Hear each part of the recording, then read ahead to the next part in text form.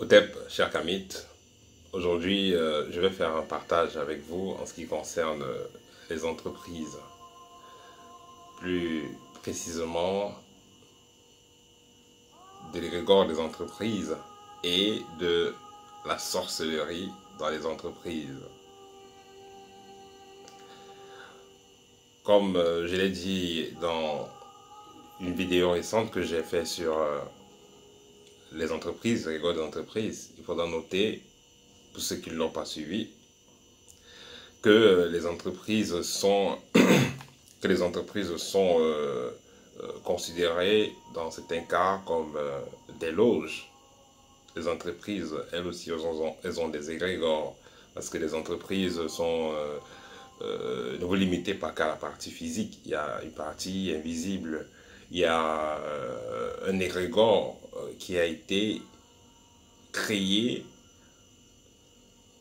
dans chaque entreprise pour que cette entreprise-là puisse réaliser ses objectifs.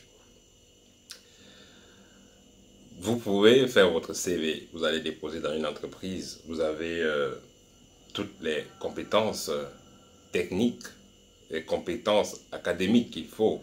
On veut un directeur qui a un bac plus 4, un directeur qui a fait comptabilité, qui a une connaissance en logistique et ainsi de suite.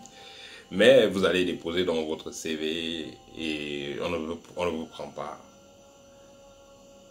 Il faudra noter que dans certaines entreprises, si déjà le PDG, donc le responsable de l'entreprise, a eu à faire des pactes avec des entités pour mettre sur pied cette entreprise-là, forcément, il va imposer ceux qui seront à la tête de cette entreprise-là de passer à la caisse. C'est-à-dire que déjà d'entrer aussi dans la même loge ou dans le même cercle ou dans le même égrégore que le responsable de l'entreprise aurait créé, lui qui est considéré comme le grand maître de cette entreprise-là, le grand maître spirituel aussi. Donc il va imposer aux dirigeants de cette entreprise-là de faire partie, aux têtes, directeurs de ceci, directeurs, il va les imposer de faire partie de son égrégore, de son système, en tant que partie active de son système. Et c'est pourquoi, dans certains cas, si le directeur, le PDG, le responsable de l'entreprise est dans la loge X, déjà il a dans son égrégore, son propre égrégore de l'entreprise qui dirige. Mais s'il vous impose d'entrer dans la loge X, dans cette loge-là même déjà, il est déjà grand maître. Il vous impose d'entrer dans sa loge. Une fois que vous entrez dans sa loge, il va pouvoir vous contrôler spirituellement. Je vais prendre le cas. Le responsable de l'entreprise X, c'est un grand maître chez les maçons. Ou dans la telle rose roi, ou bien dans ceci, il est grand maître, il est déjà bien, il est bien assis dans sa loge. Vous qui allez travailler avec lui, il va vous obliger à faire partie de la même loge, soit disant que c'est parce qu'il va vous faire confiance mieux. Mais ce n'est pas toujours le cas. C'est parce que quand vous êtes dans la même loge, il y a un meilleur contrôle sur vous. Donc là, il vous contrôle réellement. Parce que vous êtes entré dans son champ. Vous êtes entré dans un match qu'il connaît. Là, il va vous contrôler. Même si vous allez faire des blindages, vous allez faire les lavages, vous allez faire tout ce que vous voulez faire, commander les bagues de protection, tout ça.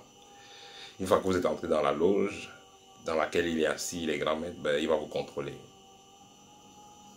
Parce que ce que les gens recherchent dans les entreprises, parfois, ce n'est pas que la capacité académique, mais c'est aussi, est-ce que tu peux accepter les conditions? C'est pas n'importe qui va travailler n'importe où, techniquement. Donc, est-ce que tu vas accepter les conditions qu'il va te proposer? Si tu acceptes les conditions, voilà, il te prend. Monsieur le directeur, à votre place, voilà votre voiture de service, voilà la maison, voilà. Vous avez tous les avantages qui vont avec. Mais si vous ne pouvez pas accepter les conditions, dans ce cas, il ne peut pas vous prendre dans son entreprise. Il y a également dans des cas où vous allez travailler dans une entreprise, on fait évoluer les gens avec qui vous travaillez, mais on ne veut pas vous faire évoluer.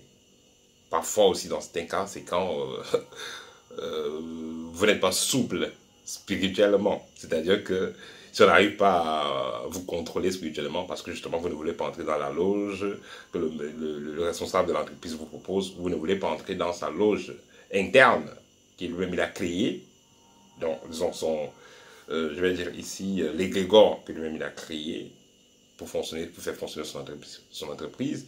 Si vous ne voulez pas faire partir de cet égrégore, alors là, il va fermer les robinets à votre niveau. Vous allez voir quelqu'un qui travaille depuis 10 ans, depuis 15 ans, et... Un instant, désolé. Vous allez voir quelqu'un qui travaille depuis 5 ans, depuis 10 ans, et celui-là, il n'a aucun avantage. Pendant que ses collègues ne font que changer de voiture, avoir des gros salaires et tout, lui n'a aucun avantage, il est juste comme un esclave. Et l'argent qu'on va lui donner, même parfois, ça va venir même étant monétisé et tout, parce que j'ai connu des cas comme ça, et des gens qui se plaignaient. Voilà, et ces gens-là, c'est comme si le salaire était maudit en fait.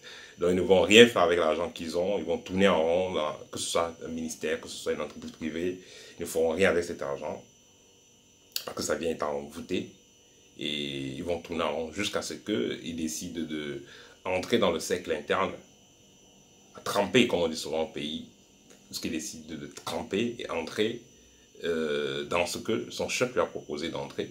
Une fois qu'il va entrer dans ça, il y aura des avantages, mais également, on va lui demander, il faut passer à la caisse. Parce que pour manger, il faut cotiser. Pour manger, il faut cotiser. C'est-à-dire que si tu veux aussi voyager comme les autres, on t'envoie en mission, on fait ceci, il faut que tu donnes quelque chose. Et quelque chose là, voilà, on va demander peut-être de faire un sacrifice ou de faire des choses compliquées. Et si je réussis à faire ça, soi-disant, ça va vivifier l'égrégore de l'entreprise. Si réussit donc à faire ça, il y aura les avantages comme tous les autres. Dans certains cas, on vous donne plutôt les avantages, une maison, une voiture, tout ce qu'il faut, et après on vous demande de passer à la caisse. Si vous refusez de passer à la caisse, on vous récupère.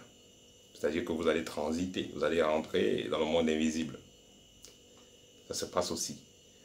J'ai vu des cas où un monsieur ou une dame vient me contacter, il me dit bon voilà, ou un jeune homme même vient me contacter, il me dit bon voilà, il y a eu son papa qui était directeur de dans tel ministère, il était ceci, il était travaillait dans telle compagnie, il était directeur général, et à un moment donné, on leur a proposé, il avait tellement de problèmes, des problèmes qui même étaient créés par ceux qui étaient au-dessus de lui, et on lui a dit bon, pour effacer ton ardoise de dette, pour effacer tes problèmes, il faut que tu fasses tel sacrifice. La personne a refusé. Il a dit qu'il ne peut pas faire le sacrifice, il ne peut pas donner membre de sa famille. Il a réuni la famille. Il les a expliqué que s'il n'est pas là, il faut que ses enfants sachent qu'il aime et un jour il comprendra pourquoi. Il faut que sa femme, toute la famille sache qu'il l'aime et un jour il comprendra pourquoi. Quelques jours après, la personne décède. Donc, c'est une personne qui est venue me contacter pour me raconter cette histoire. Et ce n'est pas une seule personne. Il y a plusieurs personnes qui m'ont parlé des histoires pareilles. Donc, pour vous dire que c'est des cas réels. Alors, faut-il donc forcément faire de la sorcellerie pour faire briller son entreprise? Parce que ceux qui font de la sorcellerie pour faire briller leurs entreprises, généralement, c'est quoi? Il va dire que il veut se protéger, il veut protéger son entreprise contre les jaloux, les gens veulent faire tomber son entreprise et tout, ça ne tourne pas, il veut que ça tourne plus. C'est ça qui pousse souvent certaines personnes à entrer dans des sectes, des choses, faire des pactes pour soi-disant faire briller l'entreprise. Mais ce n'est pas toujours le cas. Dans certains cas, si vous n'êtes pas entré dans les choses, on va se réunir des gens de l'autre camp qui sont dans les fréquences lycéphétiques, qui traitent avec les esprits démoniaques et tout. Ils vont se réunir pour essayer de vous abattre, pour essayer de vous faire tomber. Certains gens vont penser que si vous ne trempez pas, vous ne pouvez pas faire briller votre entreprise. Mais je vais vous dire que c'est pas vrai.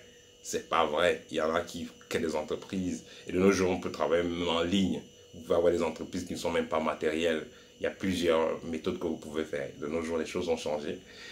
Et il y a des avantages sur toutes choses. Il y a des inconvénients sur toutes choses. Donc, vous n'êtes pas obligé de tremper la main, comme on dit souvent.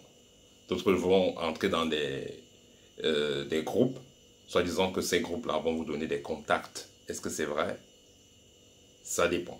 Vous aurez des contacts, mais notez qu'il y a beaucoup d'associations, soi-disant libres, mais dans ces associations, on va trouver, ces associations, on va dire, des associations euh, comme, je vais prendre le cas par exemple, on va dire par exemple le Rotary, le Lions Club, toutes ces associations-là, oui, c'est des associations, on va dire ces associations caritatives, des associations humanitaires, voilà, humanitaires, ils aident, ils apportent de l'aide aux orphelins, aux enfants, c'est très bien.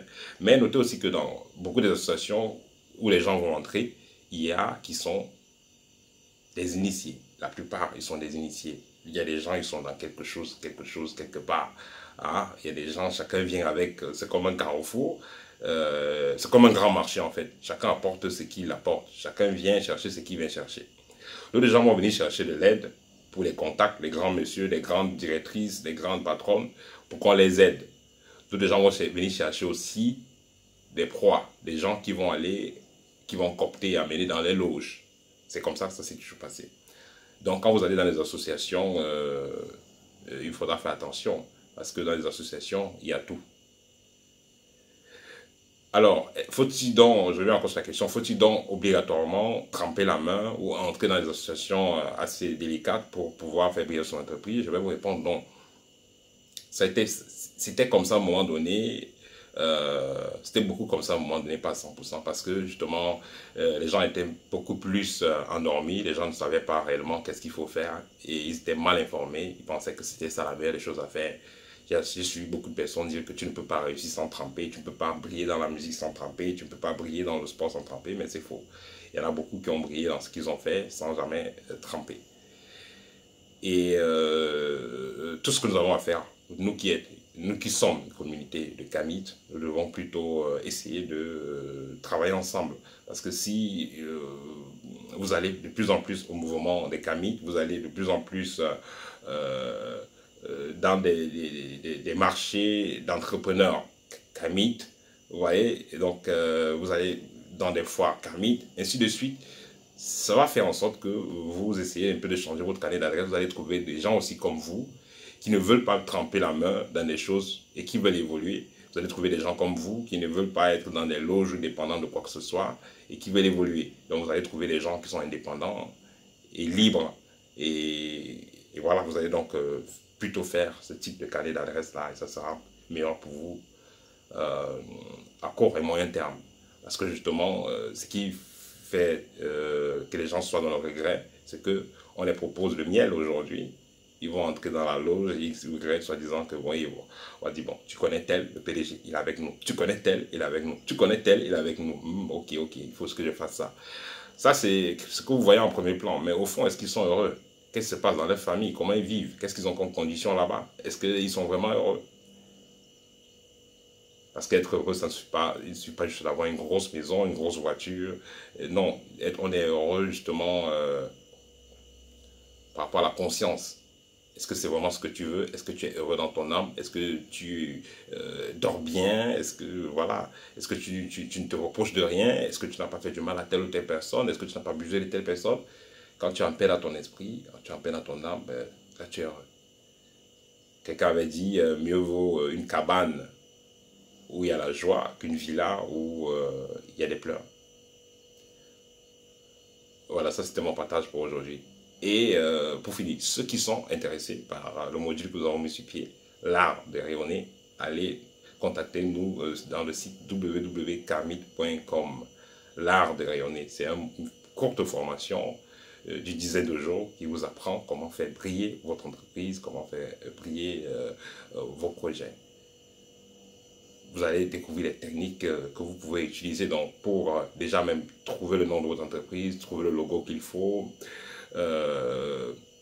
faire briller votre entreprise, protéger votre entreprise spirituellement parce que justement, vous êtes appelé à faire des transactions financières. Si l'entreprise est matérielle, vous êtes appelé à recevoir des gens qui viendront. Comment faire pour qu'on ne vienne pas envoûter votre entreprise, qu'on ne vienne pas la posséder? Parce que vous pouvez avoir un restaurant, comme je vous ai raconté une histoire récemment, vous pouvez avoir un restaurant et les gens viennent là comme des clients, mais ils viennent posséder votre restaurant et vous n'avez plus de clients. Voilà, tout ça, ça se fait. Mais si vous êtes un initié, vous avez appris les techniques qu'il faut, vous allez protéger votre entreprise, personne ne viendra faire ce qu'il veut là-bas. Vous serez le seul maître de cette entreprise-là. Vous allez la faire rayonner jusqu'au niveau où vous désirez. Vous allez désirer. Voilà. Ça, c'est mon partage pour aujourd'hui. Au TEP et à très bientôt.